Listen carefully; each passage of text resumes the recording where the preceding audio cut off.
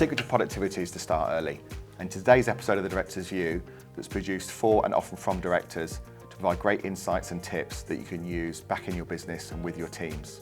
So in this notion of productivity and the notion of start early, where that comes from is many of us would have been brought up in a world where, through college and through university, we'd have definitely been in that space where, we thrived on the stress of deadlines, and we felt we worked faster and better when we were working right hard up against a deadline for a paper or an assignment. And I think that's where we get to the first wiring is I work better under stress, work better under pressure, so I leave it to the night before, and I work faster that way and the quality of my work's better. But what we actually know in truth is, through work that we've done, and many people have studied this and seen this to be the case. I include people like Cal Newport, who's done some great work on personal productivity, is that the actual reality is the truth is the complete opposite.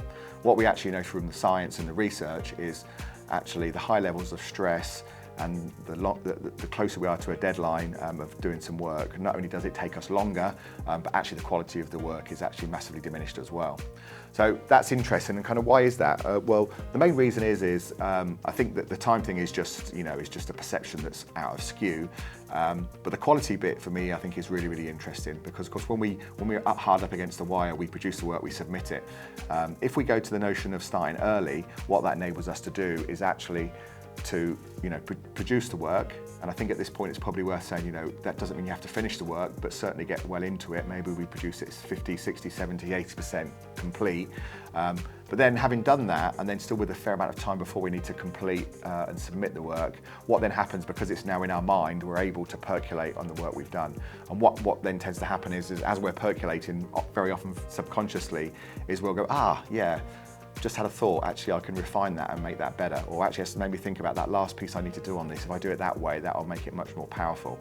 So the notion of percolation is really, really important for the outcome of high quality work. So how do we do this? Well, other than just start early, there's a couple of things I think you can probably think about as well to really bring this to life. Something that I think is talked about a lot now in productivity is time boxing, something we've talked about for a long time. We didn't use that language, but that's definitely the language that's used now. And for those that haven't come across time boxing, all it really means is getting everything scheduled into your diary beyond just your meetings. The notion is you should schedule everything because everything you need to do has a time allocation required of it.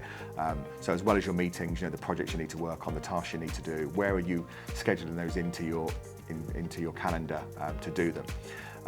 So not only does that enable you to be much more productive and much more organised, and even be real about where you don't have enough space and what are you going to do about it, but in terms of the notion of starting early, it means you can start to schedule in chunks of time to do work much further ahead than you maybe would have done previously, or done by default because you hadn't thought about it.